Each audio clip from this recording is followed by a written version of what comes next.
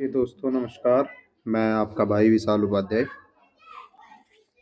आज आपका अगला टॉपिक है रूढ़, यौगिक और योग रूढ़।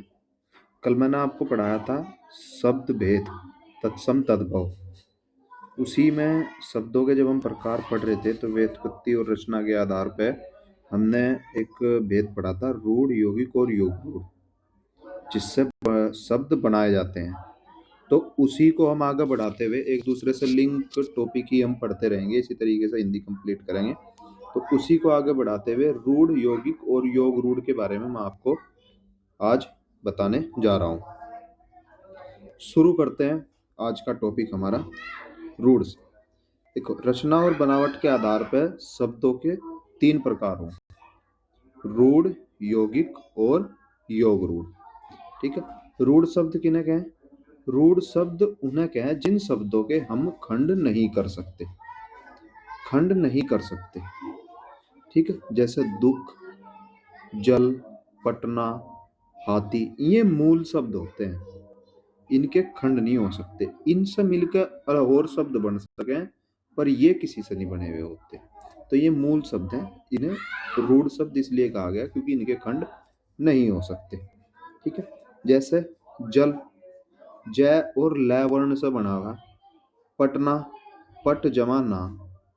यदि मैं इन दोनों के खंड कर दूं, जैसे मैंने यहाँ आपको दिखाए भी हैं खंड करके, तो यदि मैं इनके खंड कर दूं तो दोनों ही खंड अर्थहीन हो जाएंगे, अर्थहीन हो जाएंगे। इसलिए इनके खंड करके हमें कोई लाभ नहीं होगा और हमारा जो शब्द था वो शब्द भी खराब हो जाएगा। तो इसलिए कहा गया कि रूढ़ शब्दों के खंड नहीं हो सकते, अर्थात जिन शब्दों के हम खंड नहीं कर सकते उन शब्दों को हम क्या कहेंगे? रूढ़ शब्द। ठीक है। जितनी भी हमारी संज्ञाएं होती है, अर्थात जितने भी नाम होंगे, जितनी भाव होंगे, वो सब रूढ़ होंगे। अब यौगिक शब्द। यौगिक शब्द क्या है?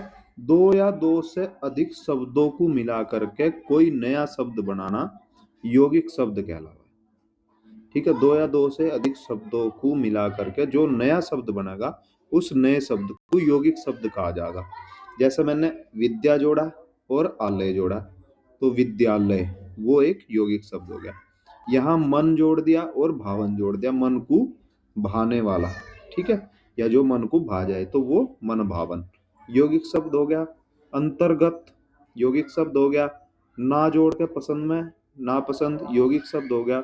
प्रतिदिन, धर्मवीर, धनीन, ये यौगिक शब्द हैं।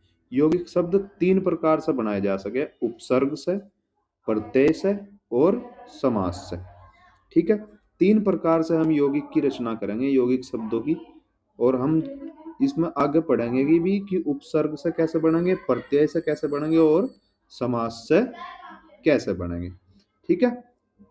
अब आ जाइए योग रूढ़ शब्द। योग रूढ़ शब्द, योग रूढ़ शब्द होते तो यौगिक हैं, लेकिन होते तो ये यौगिक है, यानी दो शब्दों के मेल से बनेंगे, लेकिन इनके हम खंड नहीं कर पाते। इनके खंड नहीं कर पाते क्यों? क्योंकि ये दोनों शब्द आपस में मिलेंगे और ऐसे लगने लगेंगे जैसे एक शब्द हो और एक नया अर्थ पैदा कर देंगे, नई विशेषता पैदा कर देंगे। ठीक है। दो जिस्म एक जान हो जाएंगे ये तुरंत, इसलिए इन्हें योग रूढ़ शब्द कहा जा। योग रूढ़ क्या है? दो जिस्म एक जान। तो खंड करने पर इनके अर्थ में विशेषता बिल्कुल नहीं रह जाती, इसलिए इन शब्दों के भी हम खंड नहीं कर सकते रूढ़ शब्दों की तरह, इसलिए इन्हें योग रूढ़ शब्द कहा जा। देखो, रूढ़ शब्द क्या है? जिसके हम खंड नहीं कर सकते। यौगिक शब्द क्या है? जो अलग अलग हो। ठीक है। और योग रूढ़ क्या है? सच्चे दोस्त, दो जिस्म एक जान। ठीक है। जैसे प्रेमी जोड़े, नहीं मैं इसके बिना नहीं रह सकता बिल्कुल भी, तो ये सब योग रूढ़ है। ठीक है। यौगिक शब्द दो अलग अलग जो काम के हिसाब से एक दूसरे से जुड़े हैं, वे वाले दोस्त हैं यौगिक शब्द। ठीक है। और योग रूढ़ सच्चे मित्र या प्रेमी जोड़े जो बिल्कुल भी अलग नहीं हो सकते, दो जिस्म एक जान। ठीक है। अब योग रूढ़ शब्द जैसे जलज है, पीताम्बर है, जलद है, दशानन है। देखिए जलज को मैंने कैसे बनाया, जल जमा जय, ठीक। तो जल और ज को जोड़कर जलज शब्द बना दिया, और जल का मतलब हो गया पानी में और जय का मतलब हो गया जन्म, यानी पानी में या जल में उत्पन्न को जलज कह। लेकिन जब हम इसका पर्यायवाची देखें तो ये सिर्फ कमल के लिए प्रयुक्त हो, ठीक है, ये सिर्फ कमल के लिए प्रयुक्त होता है। ऐसा नहीं है कि ये मछली के लिए प्रयुक्त होता हो, ऐसा नहीं है कि ये कीड़े के लिए प्रयुक्त होता हो, ठीक है। तो जलज सिर्फ किसके लिए प्रयोग हो रहा है, कमल के लिए। एक विशेष अर्थ पैदा कर दिया इसने अपना, कमल, ठीक है। पीतांबर, पीतांबर, देखो पीतांबर का अर्थ वैसे तो होगा क्या, पीला कपड़ा, ठीक है। लेकिन हम पीतांबर किसके लिए प्रयोग करें बहुवीरी समास में, भगवान श्री कृष्ण के लिए। तो उसने भी अपना एक अलग अर्थ पैदा कर दिया, पीतांबर ने भी। अब यदि हम इसे खंड कर दें इसके, पीत जमा अंबर, तो अंबर माने आकाश हो, पीत पीला, खत्म हो गया इसका अर्थ। तो इसलिए इनके भी अब खंड नहीं हो सकते यदि मुझे यही अर्थ लेना है तो इसलिए विशेष अर्थ श्री कृष्ण के लिए प्रयोग हो रहा। अब इसके भी मैं खंड नहीं कर सकता, पहले दो जिस्म थे अब एक जान हो गए।